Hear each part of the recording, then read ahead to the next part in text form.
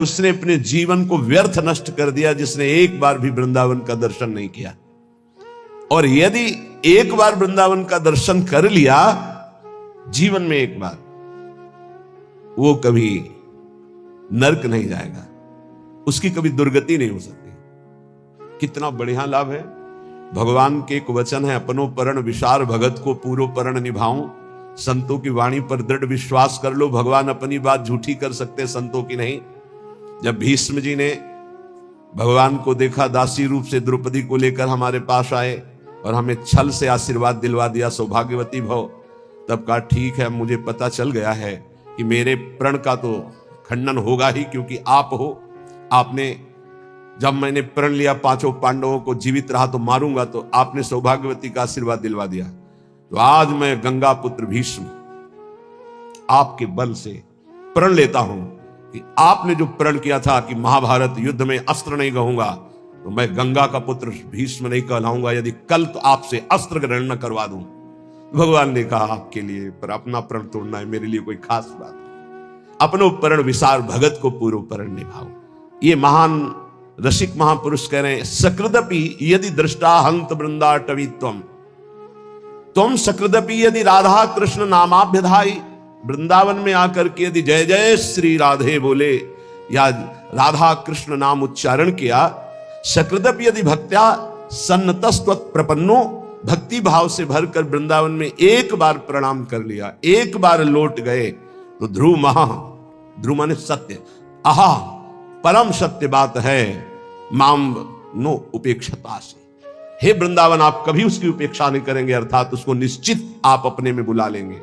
एक बार वृंदावन आ गया, एक बार यहां आकर जय जय श्री राधे बोला, यार बोल देते हैं एक बार, जय जय श्री राधे श्याम बोले, सकृदपि यदि राधा कृष्ण नामाभ्यधाई, एक बार प्रिया प्रीतम की जय जय बोल दिया, एक बार वृंदावन आ गया, एक बार प्रणाम करके वृंदावन भूमि में लौट गया, तो ध्रुव महा परम सत्य, वो नरक नहीं जाएगा, उसको भगवत प्राप्ति होगी। आप सोच सकते हैं भगवत प्राप्ति कैसे हो सकती है? पूरा रजिस्टर पाप लिखा हुआ है, एक बार वृंदावन आया, एक बार प्रणाम किया, एक बार राधा बोला, एक बार बिहारी जी के दर्शन किया, इसका क्या फल होगा? महाभारत में लिखा है, एक बार श्री कृष्ण को कोई प्रणाम कर ले, एक बार, एकोपि कृष्ण कृतः प्रणामो दशाश्वमेधा व्रतेन तुल्या, दशाश्वमेधि पुनरेपि जन्म कृष्ण प्रणामी न पुनर्भवाय। एक बार कृष्ण को प्रणाम करने वाले का पुनर्जन्म नहीं होता, ये भीष्म जी की स्तव में लिखा। अब आप विचार करके देखो, जहां प्रिया प्रीतम विराजमान इस भूमि में लौट गया, रसिकों की चरण रज, प्रिया प्रीतम की चरण रज, एक बार बिहारी बिहारी जी को प्रणाम कर दिया, एक बार उनकी जय जयकार कर दिया, वो नरक नहीं जा सकता, श्रीपाद कह रहे। इसलिए वृंदावने सैक पदस्पृहोपि महत्तमानां श्रुत भासितोपि विदन्नपि स्वार्थ विधाति सर्वं हाधिंग वृंदावनाश्रयामि। महापुरुषों के वचनों में भी तुम विश्वास नहीं करते हो, कैसा तुम्हारा जीवन है? कम से कम अन्य बातों पर विश्वास ना करो, महापुरुषों के वचनों में तो विश्वास कर लो। महात्मानाम श्रुत भासितोपि, सुन रहे हो तुम, महापुरुष जन वचन बोल रहे हैं। वृंदावने शैक पदस्पृहोपि, एक बार तो इच्छा कर लो ऐसे वृंदावन में आने की, जहां एक बार आने का, एक बार दर्शन का, एक बार जय जयकार का, एक बार प्रणाम का। ये भगवत प्राप्ति तुम बहुत दुर्लभ समझते हो। सबसे सरल है भगवत प्राप्ति, सबसे सरल। तो बोले बहुत बड़ी बड़ी तपस्याएं, बहुत कष्ट सहा जा रहा है, और आप कह रहे हैं बहुत सरल है। तुम्हें बाहरी दिखाई दे रहा कष्ट है, जो तप करता है उसे बड़ा सुख मिलता है। जो वैराग्यवान है उसको भोगी जन कष्ट देखते, लेकिन वैराग्यवान भोगी जनों को कष्ट में देख रहा है, कितने कष्ट में जल रहे हैं। तुम्हें वैराग्यवान कष्टयुक्त लग रहा है कि दिगंबर है या एक लंगूटी लगाए है, भूखा प्यासा है, उसको जो परमानंद है वो ब्रह्मा को भी नहीं है। वैराग्यवान को, फिर बोधवान को, फिर प्रेमी को तो बात ही क्या है। महत्मानाम श्रुत भाषितोपि, ये बड़े बड़े महापुरुष जो बोल रहे हैं उससे सुनो। जितने भी संबंधी हैं, जितने भी भोग पदार्थ है, जितना भी ऐश्वर्य है, ये परमार्थ को विध्वंस करने वाला है। परमार्थ को विदन्नपि स्वार्थ विधाति सर्वम हाधेन। धिक्कार है यदि आप अपने परमार्थ के नाश करने वाली क्रिया करते हो, परमार्थ के नाश करने वाली बातें देखते हो, सुनते हो, बोलते हो। तुम महापुरुषों की बातें सुनकर भी उनके आज्ञा में क्यों नहीं चलते हो? क्या आज्ञा? वृंदावने शैक पदस्पृहोपि। एक बार कदम बढ़ाओ ना श्रीधाम वृंदावन की तरफ, और एक बार वृंदावन में आ जाओगे तो तुम्हारे जीवन का परिवर्तन हो जाएगा। पर धिक्कार है, ये सब बातें सुनकर भी भगवत प्राप्ति की इच्छा नहीं जागृत होती। श्रीपाद कह रहे, दिव्यानेक विचित्र पुष्प फलवत वल्ली तरुणाम ततिर, दिव्यानेक मयूर कोकिल सुखाद्यानंद माद्यत खगः, दिव्यानेक सरासरित गिरिवरः प्रत्यग्र कुंजावली, दिव्या कांचन रत्न भूमिरपि मां वृंदावने मोहयत। मुझे मोहित कर रहा है वृंदावन, मोहयत। माम वृंदावने मोहयत। देखो देखो, मुझे वृंदावन मोहित कर रहा है। कैसा दिव्य वृंदावन प्रकाशित हुआ। दिव्यानेक विचित्र पुष्प फलवद वल्ली तरुणाम तति। कितने सुंदर सुंदर वृक्षों में कैसी लताएं लिपटी हुई, सुंदर रंग बिरंगे फूल और इतने सुगंधित। दिव्य दिव्य अनेक विचित्र लताएं, वृक्षों का आलिंगन किए हुए दिव्य दिव्य पुष्पों के गुच्छे। भावना करो, ऐसी सौरभ भंवरे मतवाले होकर के गुंजार कर रहे हैं, रसीले फल लगे हुए हैं, और दिव्य दिव्य अनेक मोरों के झुंड उन वृक्षों के नीचे नृत्य कर रहे हैं, और शाखाओं पे बैठी हुई कोकिला गान कर रही हैं। सुख शाखा जो सुख आदि हैं पक्षी, वो ऐसे आनंद उन्मत्त होकर के गान कर रहे हैं मानो राग रागिनियां मूर्तिमान बैठी हो। सुख शारिका, दिव्य अनेक अनेक हंस कलरव कर रहे, दिव्य सरोवर, दिव्य नदियां, दिव्य पर्वत, कैसी नवीन नवीन कुंजे और स्वर्णिम कांतिमयी रत्न जटित वृंदावन की भूमि, इसने मुझे मोहित कर लिया। भूमि रपि माम वृंदावने मोहयत। भुवा स्वच्छाश्चिंता मणिभिरति चित्रैर्विरचिता, चिदानंदा भाषः फल कुसुम पूर्ण द्रुमलता, खगश्रेणी सामस्वर कलकलाश्चिद रस सरित, शरांसी सी वृंदावन मनु मनो में विस्मृतु। अहो, मेरा मन विस्मृत अवस्था को, देहातीत अवस्था को प्राप्त हो रहा है।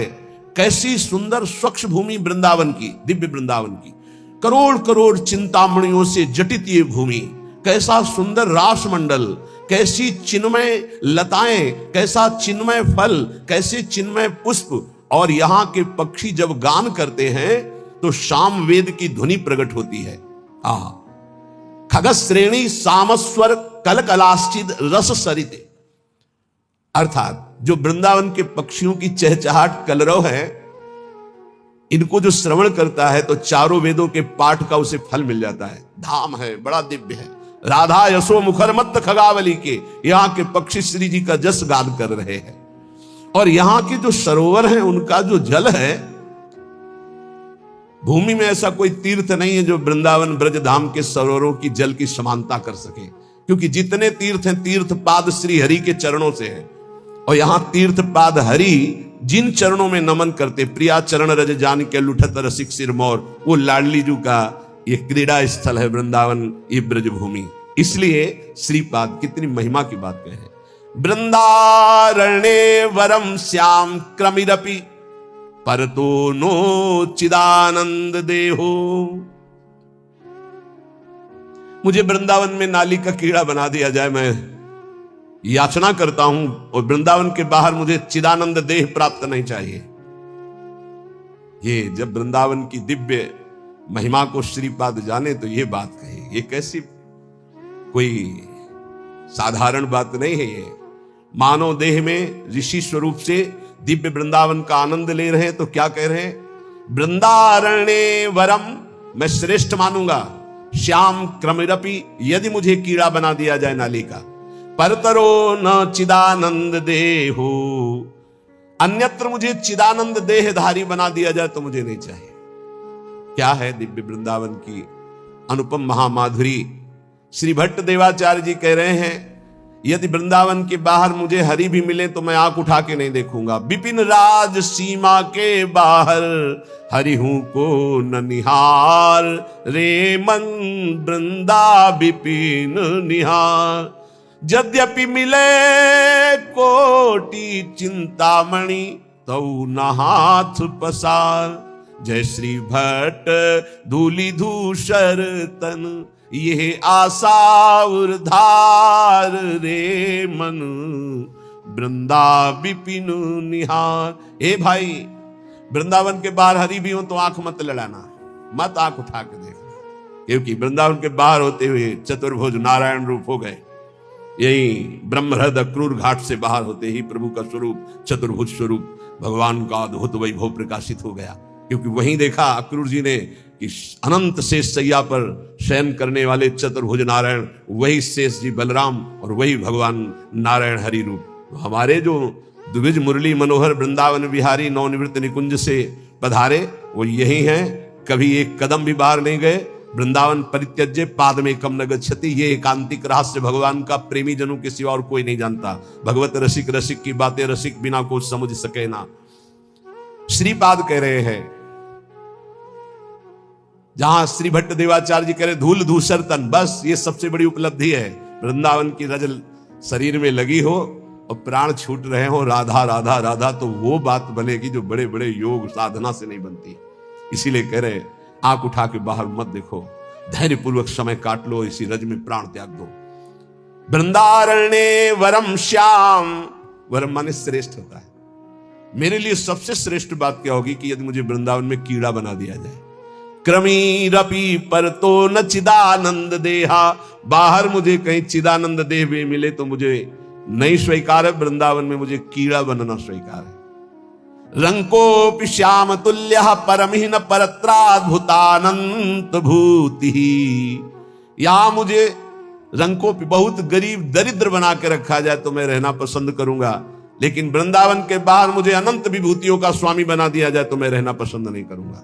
धाम में मैं महान दरिद्र बन करके रहना। रंकोपि श्याम तुल्य परमहीन परत्राद्भुतानंत भूति, वृंदावन में नाली का कीड़ा बनकर रहना चाहूंगा, बाहर चिदानंद रूप नहीं धारण करना चाहूंगा। वृंदावन में बहुत दरिद्र गरीब बनकर रहना चाहूंगा, लेकिन बाहर विभूति संपन्न होकर महावैभवशाली नहीं रहना चाह।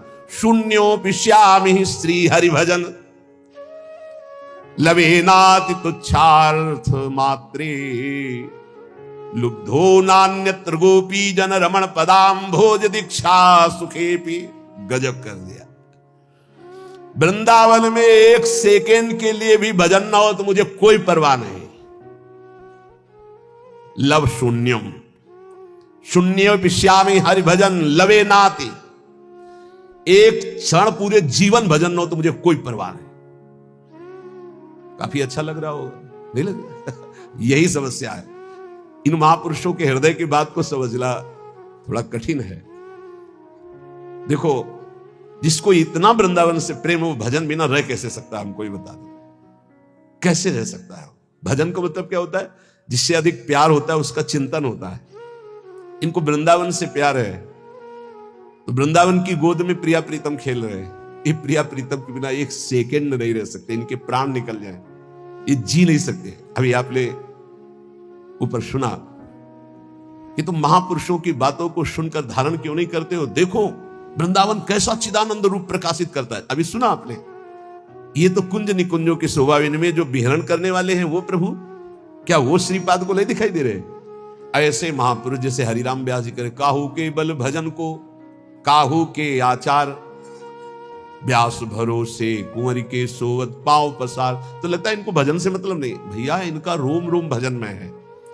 महापुरुषों की बातों को समझना। वृंदावन में जो कबहू कछुक भजन नहीं होए, रज तो उड़िला गए तने पीवे यमुना तोए। यमुना जी की पावन स्पर्श करती हुई लहरों को जो वायु और रज को लेकर जो वायु बिना भजन कराए छोड़ेगी। चलत फिरत सुनियत यह श्री राधा वल्लभ लाल, ऐसे वृंदा विपिन में बसत रहो सब काल। ये 25-26 वर्ष पहले की बात कह रहे हैं। यहां हार्न नहीं बजा सकते थे आप, स्कूटी का या कार का हार्न नहीं बजा सकते। खिड़की खोलो, राधे बोलो, जो ए राधे मार्ग दीजिए, ऐसे। और जिससे पहला शब्द रिक्शा वाले से बात करना है तो राधे, वो उत्तर देगा तो राधे। धीरे धीरे प्रभाव बदल रहा है, आधुनिकता का ऐसा प्रभाव बदल रहा है। नहीं, ये देखा है, यहां हार नहीं दिया जाता था, यहां राधे राधे बुलाया जाता है। ये धाम है। धीरे धीरे वो जैसे हवा चलेगी तो फिर आएगी ना, तो आधुनिकता की हवा चली हुई, इतनी बाढ़ आ रही है आधुनिकता की कि नाम छूटता जा रहा है। ये धाम है। मथुरा में यहीं से केवल सीमा पार हो, मथुरा में जय श्री कृष्ण, वहां आपको सुनाई दे, वहां जय जय श्री राधे अगर कोई बोलेगा तो वृंदावन का होगा, जय श्री कृष्ण। ये केवल महामहिम धाम, इस महापरा विद्या राधा नाम की गूंज हो रही है यहां। श्रीपाद कह रहे हैं लव माने बहुत छोटा समय होता है, जीवन में लव भर भी भजन ना हो तो मुझे कोई परवाह नहीं। इसका मतलब समझ रहे हो? वृंदावन वासी का वास ही बहुत बड़ा भजन हो जाता है। भजन के 4 अंग हैं, नाम रूप लीला धाम। रूप का चिंतन नहीं हो रहा, नाम जप नहीं हो रहा, लीला चिंतन नहीं हो रहा, तो धाम में हो। 4 अंग हैं भजन के। अब जो धाम में उसे नाम अपने आप पकड़ लेगा। देखो वृंदावन का प्रभाव सुनो, ये भजन कराए बिना रह नहीं सकता आपको। हिया फिरे स्वार्थ आपने भजन गए फिरे बाह। उद्दंडता मत ले आना अपने मन में ये बात सुन करके। ये निष्ठावान महापुरुषों की जो चरम निष्ठा है, वो भजन की स्थिति ऊपर है, वो कर नहीं रहे, हो रहा है उनका भजन। वो उनकी स्थिति को समझना है। कह रहे लव मात्र हरि भजन ना हो तो भी मुझे कोई परवाह नहीं। नाली का कीड़ा बना दो, बाहर चिदानंद होकर नहीं रहना चाहता। वृंदावन में टुकड़े मांगकर जीऊंगा, गरीबी दरिद्रता से निवास करूंगा, पर बाहर विभूति संपन्न मैं महान वैभवशाली नहीं होना चाहता। वृंदावन में एक लव मात्र के समय का भी भजन न हो तो मुझे कोई परवाह नहीं, आजीवन वृंदावन अखंड वास करूंगा। अब जो आगे की बात कह रहे हैं बहुत होश से समझना है, नहीं तो गड़बड़ हो जाएगा। कह रहे हैं लुब्धो नान्यत्र गोपी जन रमण पदाम्भोज दीक्षा सुखेपी तुच्छार्थ मात्रे। तुच्छार्थ कहते हैं भोगों को, तुच्छ अर्थ जिनका निकलता है भोग। यदि मेरे हृदय में तुच्छ भोगों की लालसा जागृत है तो भी मैं वृंदावन में ही रहूंगा। उसका अर्थ दूसरे रूप में, अगर उसको भावार्थ में लिया जाए तो मैं विषयी होकर वृंदावन में रहना पसंद करूंगा, भजनानंदी बनकर बाहर नहीं। मैं दरिद्र होकर वृंदावन में बसना पसंद करूंगा, वैभवशाली होकर बाहर नहीं। मैं नीच कीड़ा बनकर रहना पसंद करूंगा, चिदानंद देह नहीं। और कह रहे हैं लुब्धो नान्यत्र, मैं कहीं लुब्धायमान नहीं हो सकता। अगर कोई कहे कि गोपी जन रमण के पाद पद्मों की प्राप्ति में बाहर तुम्हें करा देता हूं, आ जाओ, तो मैं कदापि ले जाऊंगा, यहां विषयी बनकर रहना पसंद करूंगा। गजब की निष्ठा, गजब की निष्ठा। आगे एक श्लोक आता है जो कभी भी किसी को बचेगा नहीं। बहुत विचित्र कोटि निष्ठा वही होती है जो विचित्र कोटि की होती है। श्री कृष्ण के प्रेम में उन्मत्त होकर मैं बाहर रहना नहीं चाहता, लेकिन वृंदावन में घोर विषयी बन करके भी मैं रहना चाहता हूं। और ऐसे महापुरुष है जो ब्रह्मबोध संपन्न है, जो भगवत प्रेम को प्राप्त महापुरुष है। ये भला ऐसा, ये कुछ है वृंदावन की ऐसी महामहिमा जिसमें श्रीपाद लुब्धायमान है। ध्रुवदास जी, श्री वृंदावन दास जी, हरिवंश महाप्रभु प्रथम यथामति प्रणवो श्री वृंदावन तिरम्य श्री राधिका कृपा विलु, क्योंकि इसमें मेरी प्यारी जो विराजमान। वृंदावन सर्व महताम अपहाय दूरात वृंदाटवी मनुसर प्रणयन चेता सत्तारणी कृत स्वभाव सुधार सौघम राधा विधान मी दिव्य निधान। ये हम नहीं करेंगे भजन, अब हमारी श्री जी है ना। जिस दिन हमारी श्री जी ने देखा मेरे महल में पड़ा हुआ ये विषयी पुरुष है, उसी दिन ऐसा महाप्रेमी बना देंगी। बिल्कुल हिया फिरे स्वार्थ आपने भजन गहे फिरे बाह। और देश के बसत ही अधिक भजन हो, यही सम तो पूजत नहीं वृंदावन रहे सोए। कैसे कोई वृंदावन की महिमा को पार पा सकता है? और देश के बसत ही घटत भजन की बात, वृंदावन में स्वार्थ हो उलट भजन हो जात। बड़े भाग्यशाली जिनको ये महिमा सुनने को मिली और अपने हृदय में धारण किया। अगणित रवि कोटि प्रस्फुरत दिव्य भाति सकृदपि हृदि भातई शीतलानंद वृष्ट्या प्रशमित भवतापैर दुर्लभार्थान दुहदद्भिः परम रुचिर हैमा संख्य वृक्षै परितम। करोड़ करोड़ सूर्यों की सी कांति यहाँ के वृक्षों की डालों से प्रकट होती है। यहां सूर्य चंद्र का प्रवेश नहीं वृंदावन में, दिव्य वृंदावन। भगवान कहते न तद भासते सूर्यो न शशांको न पावकः यद गत्वा न निवर्तन्ते तद धाम परमम मम। ये परम धाम सूर्य चंद्र अग्नि का प्रवेश ही नहीं है। बोले अगणित रवि कोटि, अगणित गिनती नहीं है, ऐसे सूर्य और चंद्रमाओं जैसा प्रकाश वृंदावन की वृक्षों की शाखाओं से प्रकट हो रहा है।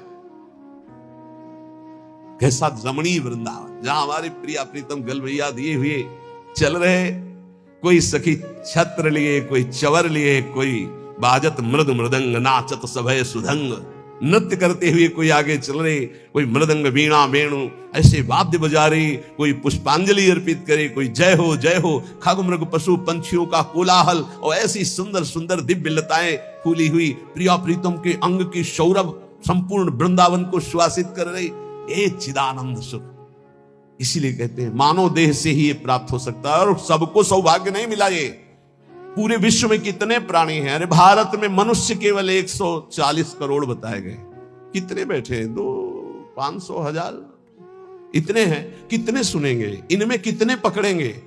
पकड़ने वालों में कितने चलेंगे? चलने वालों में कितने पहुंचेंगे? को एक पाओ जो कहे हरिवंश रस, बिरलो समझनहार, एक दो ही जो पाइए खोजी सब संसार। बहुत बढ़िया सौभाग्य है। सीधा हम वृंदावन में बैठ करके प्रिया प्रीतम के निज महल की महिमा सुन रहे हैं। अब महापुरुषों की वाणी जो सिद्धांत की है उसको अपने आचरण में उतारे। ये 6 बातें जिसमें होती हैं वो सुख के लिए कार्य तो करता है पर विपत्तियों में बार बार डूबता रहता है। महापुरुषों की बातें 6 बातें सुख के लिए करने वाले मनुष्य में विपत्तियां पैदा करती रहती हैं। पहला, जो भजन से विमुख है और स्वार्थ परायणता में रत है। स्वार्थ परायण, कैसे धन बढ़े, कैसे भोग सामग्री बढ़े, कैसे कैसे, और भजन से विमुख है, वो कुछ भी कर ले परिणाम में उसे विपत्ति ही भोगनी पड़ेगी। वैसे हमें लगता है ये लिख लेना चाहिए, बिना भजन के कुछ भी कर लो परिणाम में आपको विपत्ति भोगनी पड़ेगी। हनुमान जी महाराज कहे हनुमंत विपत्ति प्रभु सोई, जब तो सुमिरन भजन न होई। चाहे कुछ भी हो, नौकरी कर रहे हो, किसानी कर रहे हो, गृहस्थी कुछ भी हो, नाम जप जरूर करो, तुम्हें विपत्तियों से बचा लेगा नाम जप। दूसरा, जो शरीर में शैतान वास करते हैं उन शैतानों को जो अपने अधिकार में नहीं लिया उसको विपत्ति प्राप्त होती। शैतान काम, क्रोध, लोभ, मोह, मद, मत्सर, ये दुराचार कराने वाले शैतानों को जो अपने अधिकार में नहीं ले लेता, उनके अधिकार में समर्पित हो जाता है, उसको विपत्ति पे विपत्ति भोगनी पड़ती है। पहला, जो नाम जप ना करके केवल स्वार्थ के कार्यों में रत रहता है, कुछ भी कर ले विपत्ति भोगनी पड़ेगी। दूसरा, जो अपने शरीर को ये अंदर बैठे हुए शैतानों के हवाले समर्पित कर देता है, उनकी गुलामी स्वीकार कर लेता है, काम, क्रोध, लोभ, मोह, मद, मत्सर इनको शासन में नहीं लेता, उसको जीवन भर विपत्ति भोगनी पड़ेगी, शारीरिक, मानसिक, लौकिक, पारलौकिक। तीसरा, जो मृत्यु की तैयारी नहीं करता उसे विपत्ति ही विपत्ति भोगनी पड़ेगी। मृत्यु की तैयारी कई बार चर्चा हो चुकी है। मृत्यु की तैयारी, यहां जीने की आशा में सब लगे हुए हैं, लेकिन मृत्यु की तैयारी कौन कर रहा है? वही जो गुरु कृपा पात्र है वो मृत्यु की तैयारी कर रहा है। नहीं, सब बैंक बैलेंस की तैयारी कर रहे हैं, सब नाना प्रकार के भोग इकट्ठे करने की तैयारी कर रहे हैं। तुम्हारे बाप बाबा तुम्हें इतना कमा के नहीं देंगे कि तुम बैठे बैठे खाओ, तो तुम कमा के जब इतना जाओगे ना तो ये बैठे बैठे इतना उपद्रव करेंगे कि जेल जाएंगे, नरक वाले काम करेंगे। नहीं, ये सुधरेंगे। ये सुधरेंगे तब जब इनको ठोकरें लगेंगी और स्वयं में ये तैयार होंगे, तब ये लोग पर लोग संभाल लेंगे। ये भोग सामग्री से सुधरने वाले नहीं। अगर आप सोचते हो अपने परिवार को मैं इतना भोग सामग्री इकट्ठा कर दूंगा सुखी हो जाएंगे, तो अपने परिवार की दुर्गति का स्थान बना करके जा रहे हो। परिवार को सतमार्ग धर्मयुक्त बनाकर जाओ तो सुखी रहेंगे। अधर्म से कमाए हुए धन से परिवार को सुखी करने की चेष्टा करने वाला हर समय विपत्ति में ही फंसा रहेगा समय आने पर। मृत्यु की तैयारी न करने वाला विपत्ति में फंसता है। चौथा है, जो दूसरे के रिझाने में पूरा जीवन बर्बाद कर देता है। दूसरे के रिझाने, ईश्वर से विमुख होकर दूसरों को संतुष्ट करने में पूरा जीवन व्यतीत कर देता है, उसको विपत्ति भोगनी पड़ती है। पांचवा, जो सतोगुणी भोजन, सतोगुणी वार्ता, सतोगुणी कार्यों को छोड़कर राजसिक और तामसिक भोजन करता है, राजसिक तामसिक क्रियाएं और वार्ता करता है, उसे विपत्ति भोगनी पड़ती है। छठवां, जानते हुए अपने दोषों का समर्थन करता है और दूसरे को निंदास्पद शब्दों से संबोधन करता है। बड़ा विचित्र समय आ गया है। कल एकांतिक में कह रहे थे कि हजारों लोग जिस बात को आप मना करते हैं उसका सपोर्ट कर रहे हैं, तो फिर हम उसी बात को मानेंगे जिसे हजारों लोग, तो हजारों लोग गलत करें तो आप गलत को गलत नहीं बोलोगे, सपोर्ट करने लगोगे। हजारों गलती कर रहे हैं तो तुम उसी गलती को सपोर्ट करोगे। हजारों शराब पी रहे हैं तो तुम शराब को सही मानोगे। हजारों मांस खा रहे हैं तो तुम आप उसको सही का निशान दे दोगे। हजारों व्यभिचार कर रहे हैं तो तुम सही का निशान दे दोगे। तुम्हारी बुद्धि भ्रष्ट हो गई। धर्म शास्त्रों के विरुद्ध आचरण करने वाले चाहे करोड़ों हो जाएं तो भी उसका विरोध होता रहेगा। अगर अंदर से आप विरोध करोगे तो निकल जाओगे दुर्गुणों से। यही बात कह रहे हैं, अपने दोषों का समर्थन करने वाले की दुर्गति होती है, विपत्ति में फंसता है। भगवान कह रहे त्यागात् शांतिरनंतरम, और उपदेश दिया दे रहा भोगात् शांतिरनंतरम। शास्त्र सम्मत जगत गुरु भगवान श्री कृष्ण की बात से बढ़कर किसकी बात होगी।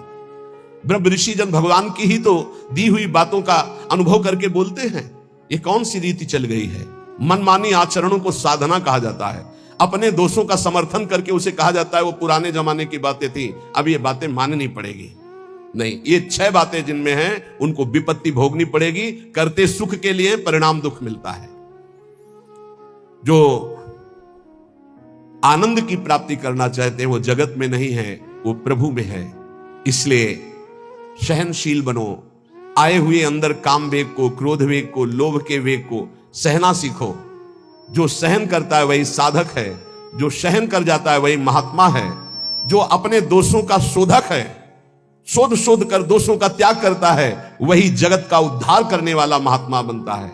याद रखना, जो प्रभु के उपदेश से विलक चलता है वो कभी महात्मा नहीं हो सकता, वो इंद्रियों का गुलाम हो सकता है। प्रभु की आज्ञा के विपरीत चलने वाला कभी महात्मा नहीं हो सकता है। ये महापुरुषों की वाणी है। हम तुम्हें एक ऐसा मार्ग बताते हैं जिस मार्ग में चलने से बहुत जल्दी आप ईश्वर के समीप पहुंच जाओगे। वो नाम जप करते हुए किसी से और ईश्वर से भी कोई चाह ना रखना, बहुत जल्दी भगवत प्राप्ति हो जाएगी। हम तुम्हें एक ऐसा मार्ग बताते हैं जो चलने पर बहुत जल्दी भगवत साक्षात्कार करा देता है। किसी से भी और ईश्वर से भी कोई चाह ना रखो, बहुत जल्दी भगवत प्राप्ति हो जाएगी। नाम जप करते हुए कोई चाह ना रखो, बहुत जल्दी भगवत प्राप्ति हो जाएगी। और याद रखना, जो नाम जप करता है ईश्वर से कोई चाह नहीं रखता तो ईश्वर उसकी ऐसे चिंता करता है जैसे छोटे बच्चे की मां चिंता करती है। किस समय उसको बाल भोग देना, किस समय उसको दुग्ध पान कराना, किस समय उसे स्नान कराना, ये मां की चिंता है, ना कि बालक की। जो ना किसी से चाहता है ना ईश्वर से चाहता है, खूब नाम जप करता है, उसे बहुत जल्दी भगवत प्राप्ति हो जाती है। निष्प्रयोजन भार स्वरूप उनका जीवन होता है जो भजनहीन होते हैं, बिल्कुल बेकार मरा जीवन। जिन हरि भगत हृदय नहीं आनी, जीवित सौ समानते प्राणी। क्या मुर्दे का सा जीवन है। इतना कीमती जीवन, एक एक श्वास भगवान के भजन में लगानी चाहिए। व्यर्थ के जीवन में, व्यर्थ के खान पान, कई ऐसी बातें जिनकी याद आकर हृदय में आम हंसता है, ऐसे जीवन को नष्ट किया जा रहा है।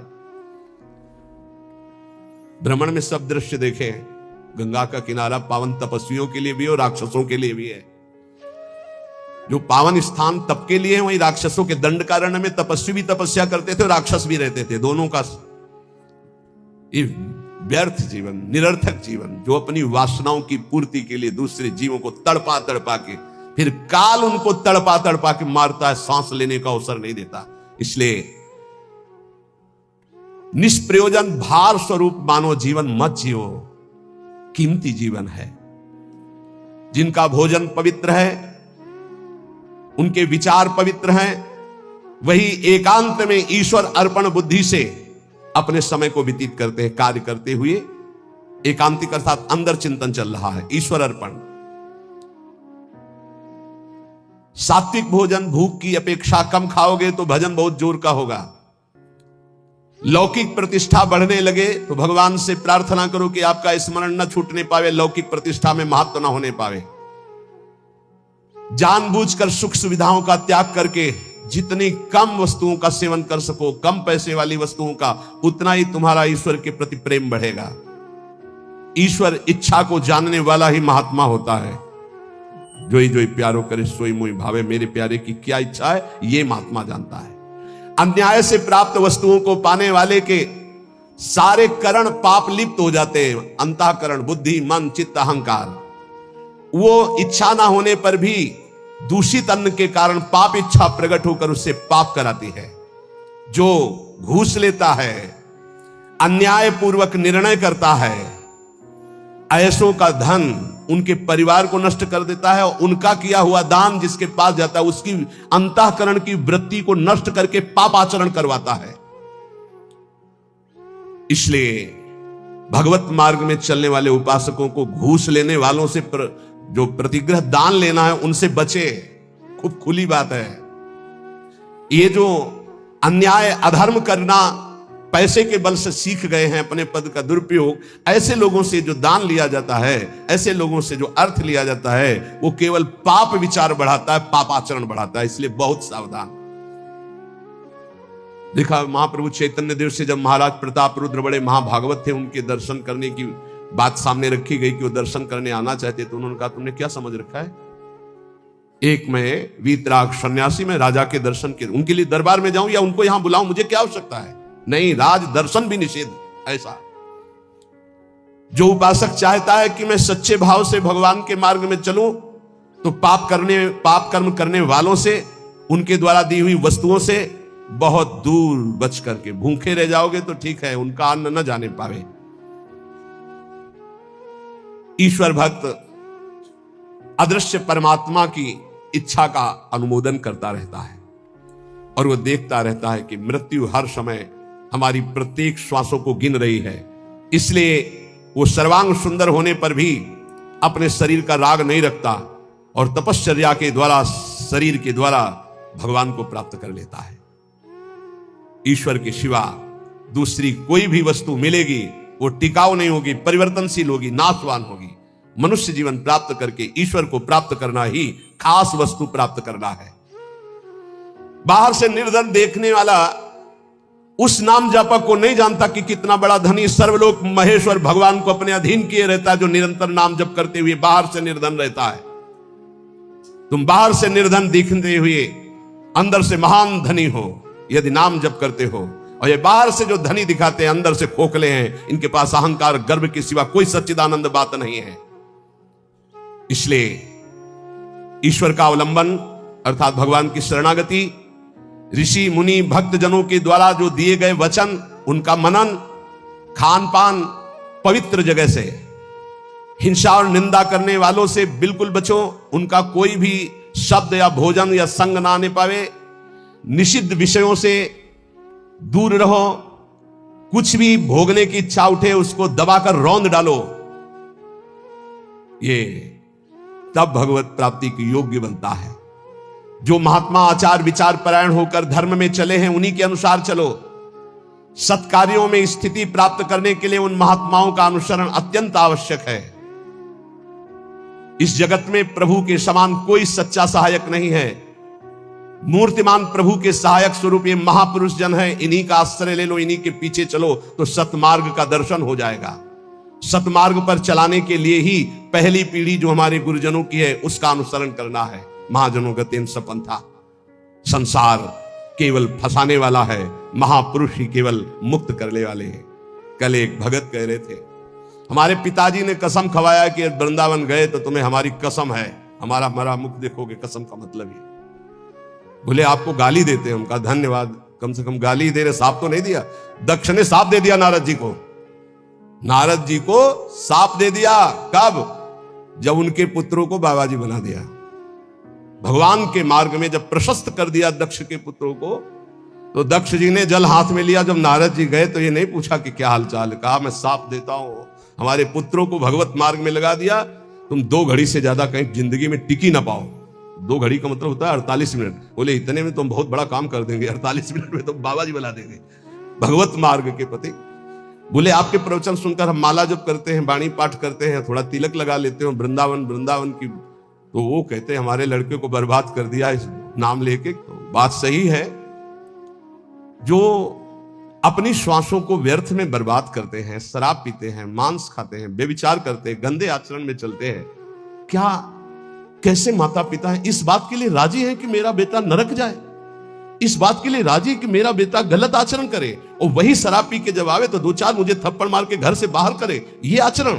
अगर माता पिता को भगवान मानकर उनकी सेवा करो। वो कह रहा था कि आप अपराध भर हमको ना बोध कराएं, तो एक बार अंदर से इच्छा कि अपने बाप को उठा के पटके और खूब धुलाई।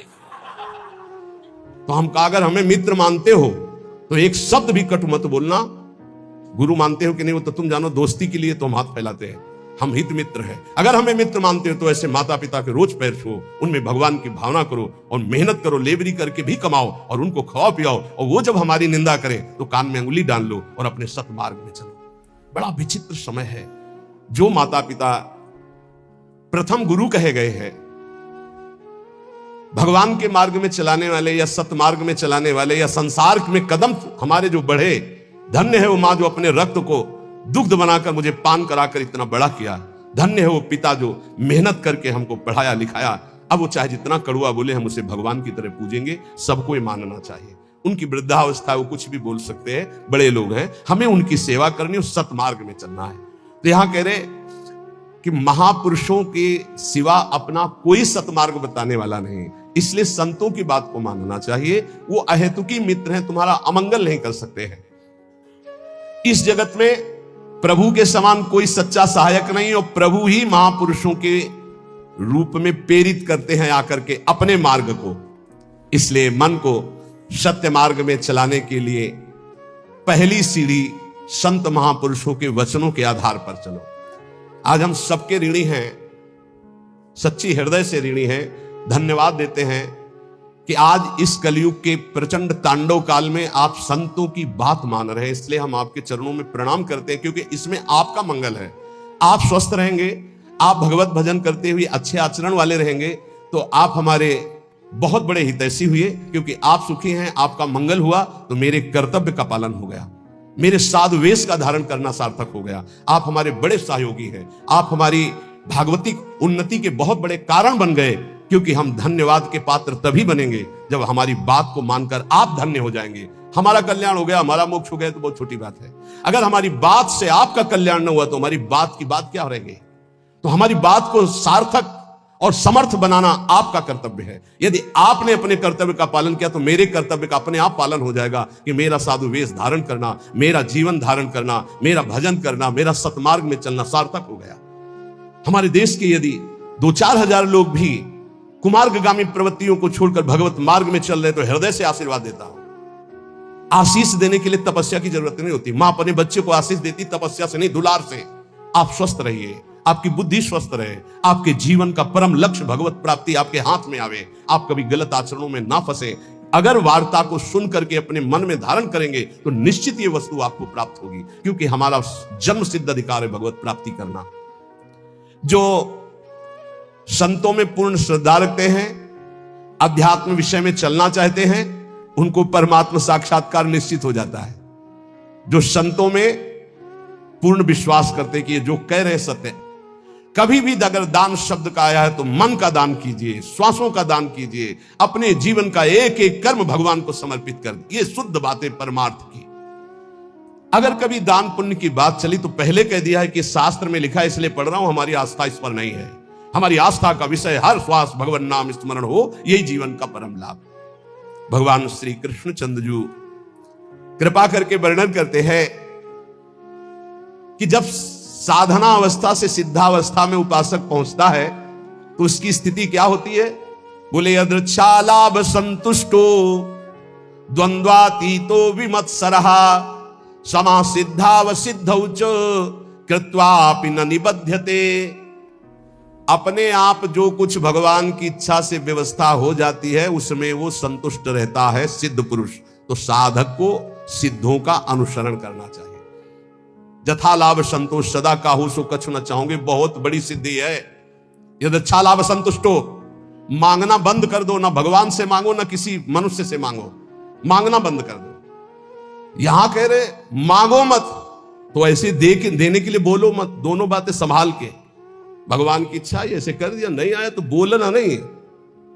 कभी तुम बोलो मत और कभी तुम मांगो मत।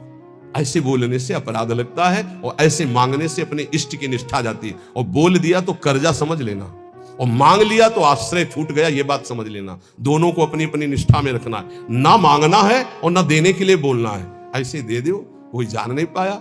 और जैसे हरि रखते हो वैसे रह जाओ, और उसका एहसान मत मानो देने वाले का, तो दोनों का परमार्थ पुष्ट हो जाए। यदृच्छा लाभ संतुष्टो। बिल्कुल ये हम विनोद में बहुत खास बात बता रहे हैं। कभी संतों से, कभी भगवान के सामने, कभी ऐसे जैसे एक आए थे कि हमने कहा था कि हे हनुमान जी हमारा काम हो जाएगा तो आपको मंदिर बनवाएंगे। तो काम तो हो गया महाराज, मंदिर नहीं बना तो हमारी दुर्गति होगी। हमका पक्की, इसमें पक्की, इसमें कच्ची नहीं होगी। देखो, भगवान के सामने संकल्प मत करो। अगर आपको कोई मांग रखेंगे, देखो सत्संग सुलझाव का है। सत्संग मतलब सुलझना। हमारे बाप हो, हे प्रभु मुझे ये चाहिए, जैसे अपनी मम्मा और पप्पा से मांगते तो कैसे मांगते हैं, हमें चाहिए। उनको हम ये थोड़ी कहते हैं कि हमको ये दे तो तुम्हें हम ये ले आएंगे, तुम्हें वो ले आएंगे, तुम्हें ऐसा प्रलोभन देते हैं क्या? थपड़िया देंगे माता पिता। हमारा बच्चा हमको प्रलोभन देता है, जाल में फंसाना चाहता है। ऐसे थपड़िया जाओगे अगर प्रभु को प्रलोभन। और अगर बड़े दाता बनते हो कि मंदिर बनवा देंगे तो फिर काम हो गया, बनवाओ मंदिर। नहीं बनवाओगे तो फिर भगवान का जो विधान है वो आपको फिर परेशान करने लगे। कभी संकल्प मत करो, कभी भगवान के मंदिर में कुछ वादा मत करो, कभी संतों के पास कोई वादा मत करो। वादा करो तो फिर अक्षरशः पूरा करो, नहीं मत करो वादा। अपनी मांग रख दो। संत हैं पिता के समान हैं, प्रभु हैं परम पिता के समान हैं, हनुमान जी हैं हमारे गुरु भाई हैं, हमारे मित्र हैं, हमारे इष्ट की प्रेमी है। अम्मा तो अम्मा है जगदम्बा, उनसे क्या कहें? उनसे मांग लो, उनसे क्या कहना कि आपको चुनरी उड़ा देंगे, वो चुनरी की कमी है। अरे जिनके दूल्हा भगवान शंकर, उनके चुनरी कमी, विश्वात्मा भगवान। अम्मा हो आप हमें दे दो, हमारे मन में लालसा जगी। अब बेटे हो तो कुछ तुम्हें आवश्यक है तो आप भाव अपने अर्पित कर सकते हो मां के समान। लेकिन मांगना और वादा करना ये दो बातें नहीं। आज सत्संग में बात बैठा लो, ना भगवान के सामने ना कभी संत के सामने कभी वादा मत करो कुछ देने का। तुम्हारे पास जो कुछ है वो गुरुदेव का इष्ट का है, क्या दोगे? अगर वादा करो तो उसे भूलो मत, निर्वाह करो। दूसरी बात, मांगो मत, वो सर्वज्ञ है, अपने आप पूरा करेंगे। यदृच्छा लाभ संतुष्टो। जैसे भगवान परिस्थिति दे रहे उसमें संतुष्ट रहो। द्वंद्वातीतो विमत्सरा, किसी भी द्वंद्व का तुम्हारे ऊपर कोई प्रभाव ना पड़े। जैसे मान है, अपमान है, अनुकूलता है, प्रतिकूल। कल एक अपने यहां तो बहुत बड़ी कृपा होती है, हर प्रकार के उदाहरण मिलते रहते। कल एक भगत जी ने कहा जब अनुकूलता रहती तो हमें पातिव्रत धर्म भी याद रहता है, सब याद रहता, जब प्रतिकूलता आती तो सब भूल जाते हैं। इसको कोई भक्ति कहते हैं? अनुकूलता में तो सब जय हो बोलते हैं, जब प्रतिकूलता में जय हो बोलो तब तो तुम्हारी भक्ति रही। द्वंद्वाती तो अनुकूल प्रतिकूल, मान अपमान, लाभ हानि, दुख सुख में बराबर जिसका भाव रहता है वो सिद्ध महापुरुष होता है। साधक को बराबर भाव रखने की चेष्टा करनी चाहिए। विमत्सरा, किसी के प्रति ईर्ष्या मत रखो। ईर्ष्या बहुत हानिकारक है। ईर्ष्या में बहुत बड़े बड़ों का पतन होते देखा है। ईर्ष्या बहुत जल्दी नाश कर देती है, इसलिए ईर्ष्या दूसरे के प्रति होने का मतलब अपना नाश करना। समा सिद्धाव सिद्धो जो साधन में चल रहे हो, लाभ मिले ना मिले, आपका साधन सच्चिदानंद में, निराश होने की जरूरत नहीं है। बहुत ध्यान से सुनना, नहीं तो ये आने लगता है कि हमारा इतना समय हो गया भजन करते, कोई लाभ तो हमारे को मिला नहीं। देखो, गुरु कृपा से कभी तुम्हें लाभ नहीं दिखाई देगा, गुरु कृपा से। और जब लाभ दिखाई देने लगे तो जान लेना अकृपा आ गई है। क्यों? अहंकार के बिना लाभ का अनुभव नहीं होता। जब अहंकार आता है तब लगता मेरे में सद्गुण आ गया, और जब दैन्यता आती तो बड़े बड़े सिद्ध महापुरुषों को देखा, कभी उनको यह अनुभव नहीं होता मैं प्रेमी हूं, मैं भागवती हूं। जितने महापुरुषों की वाणी आप पढ़ के देख लीजिए, अहंकार रहित महापुरुष तो अपने को अधम, तुच्छ, नीच, मूढ़, कामी यही शब्द बोले हैं अपने लिए। जब अपने में आ जाए कि मैं निष्कामी, मैं महात्मा, मैं सिद्ध, मैं तो जान लेना अहंकार जागृत हो गया है। और ये भगवान की कृपा से नहीं होता है, अकृपा से होता है। इसलिए समा सिद्धा व सिद्ध हुआ। चाहे ऐसी स्थिति दिखाई दे कि हमारे में कुछ लाभ आ गया है, या चाहे दिखाई दे कुछ लाभ नहीं आ गया है, ना फूलो ना भूलो, सम रहो। समा सिद्धा व सिद्धौ च, दोनों में समान भाव रखो। चक्रत्वापि न निबध्यते, वो कभी इस माया में बंधता नहीं है। आगे भगवान कह रहे, गत संगस्य मुक्तस्य ज्ञानावस्थित चेतसः यज्ञायाचरतः कर्म समग्रम प्रविलीयते। किसी के भी संग का कोई भी रंग ना चढ़ने पावे, उसे सिद्ध पुरुष कहते हैं। जित संग दोषा, चाहे वो घोर पापी हो, नीच हो, व्यभिचारी हो, दुराचारी हो, नाना प्रकार की भोग सामग्री बहिर्मुख पुरुषों का सब कोई फर्क नहीं, वो अपने रंग में है। जो रही मुत्तम प्रकृति का कर शकत कुसंग, चंदन विष व्यापत नहीं लपटे रहत भुजंग। क्यों? क्योंकि वो परमात्मा भाव में स्थित है। गत संगस्य मुक्तस्य है, वो मुक्त हो चुका है, इसलिए कोई भी संग उसके ऊपर प्रभावित नहीं। ये मुक्त महापुरुष की पहचान होती है। कोई भी संग उसके ऊपर प्रभाव नहीं डाल सकता। काम का, क्रोध का, लोभ का, मोह का, मद का, मत्सर का कैसा भी संयोग आ जाए उसके ऊपर कोई प्रभाव नहीं। स्वात्मा रामम विषय मृग तृष्णाम भ्रमयति। मुक्त पुरुष कभी विषय मृग तृष्णा में भ्रमित नहीं होता। कैसी भी क्रिया का संयोग बन जाए, कैसे भी पदार्थ का संयोग बन जाए, कैसी भी घटना आ जाए, कैसी भी परिस्थिति आ जाए, कैसी भी व्यक्ति के सामने उपस्थिति हो जाए, उसके ऊपर कोई फर्क नहीं पड़ता। गत संघर्ष है। जो बांधने वाला है, जन्म मृत्यु का बंधन है, वो देहाभिमान है, वो उसका नष्ट हो चुका है। इसलिए किसी भी तरह का कोई भी विकार उसके अंदर हावी होता ही नहीं है। इसी स्थिति को कर्माणि श्रुति बोधितान नितराम कुर्वन्तु कुर्वन्तु मां गूढ़ा शरीर शास्त्रगादि विषयान गृह्णन्तु मुंचन्तु वा। वो भोग की सामग्री के बीच में भोग में दिखाई दे रहा है, लेकिन वो भोग में नहीं है। वो कर्म करते हुए भी कर्म से रहित है। वो देखते हुए भी देखता नहीं, सुनते हुए भी सुनता नहीं, बोलते हुए भी बोलता नहीं, खाते हुए भी नहीं खाता है, क्योंकि वो मुक्त महापुरुष है, देहाभिमान रहित है। लोक संग्रहार्थ उसके धर्म कार्य हो रहे हैं, लेकिन उनका कोई फल नहीं है। वो असंग है। क्यों? बोले मुक्तस्य है, वो मुक्त पुरुष है। तो साधक को इसका अनुसरण करना है। किसी का प्रभाव हमारे ऊपर तब नहीं पड़ेगा जब हर समय हमारे अंदर भगवत चिंतन चलेगा। राधा राधा राधा राधा, अब कोई फंसा नहीं सकता। नाम जितना धीमे होता चला जाएगा उतना गाढ़ चिंतन विषयों होने लगेगा। नाम छूटेगा, क्रिया बन जाएगी। 1 सेकंड लगता है अपहरण करने में बुद्धि को। इन विकारों ने इतना अधिकार जमा रखा, 1 सेकंड में बुद्धि को अपहरण कर लेंगे, जो निर्णय ही नहीं कर पाएगी, नाम न छूटने पावे। असंगो अहम पुरुषः, मैं असंग हूं, ना कभी कोई मुझे बांधा था, ना कोई बांध सकता है। यह अनुभव हो जाता है सिद्ध महापुरुष को। किंतु असंग होते हुए उसने संग जिसने कर रखा है, शरीर का, इंद्रियों का, मन का, बुद्धि का, अब उसके ऊपर प्रभाव पड़ेगा पदार्थ का, परिस्थिति का, व्यक्ति का, घटना का, सुख का, दुख का। और जिसने शरीर, इंद्रिया, मन, बुद्धि से अपने को असंग देख लिया, उसके ऊपर कोई प्रभाव नहीं पड़ेगा। उसे ही मुक्त पुरुष कहते हैं। कोई मेरी मनचाही करे या मेरे मन के विरुद्ध करे, कोई फर्क नहीं पड़ता। किसका? जो शरीर, इंद्रिय और मन से अलग हो चुका है। अलग क्या हो चुका है? वो तो अलग था ही। हाँ, अनुभव हो गया जिसको ऐसा। चाहे अकेला बैठा हो या हजारों के बीच में, शरीर स्वस्थ हो या रोगी, भोग बाहुल्यता हो या किंचन, मनचाही हो या मन के विरुद्ध, कोई फर्क नहीं पड़ता उसमें। गत संगस्य मुक्तस्य। क्यों? क्योंकि वो अपने स्वरूप में स्थित है। वो किसी क्रिया या शरीर या मन या बुद्धि या चित्त या अहंकार या इंद्रियां, कामना, ममता, कुछ नहीं उसके हृदय में। लेकिन साधक के हृदय में सब होता है। साधक के हृदय में सब होता है, पर होते हुए भी वो नाम जप के द्वारा, प्रवीण हुई बुद्धि के द्वारा अपने को बचा लेता है। मुक्त पुरुष की पहचान है कि वो विविध प्रकार के भोगों के बीच में रहते हुए भी किंचन मात्र विक्षिप्त नहीं होगा। किसी भोग का उसके ऊपर कोई प्रभाव नहीं पड़ेगा। ज्ञानावस्थित चेतसा, क्योंकि वो ज्ञानावस्थित हो गया है, वो अपने चेतन स्वरूप, आत्म स्वरूप में स्थित हो चुका है।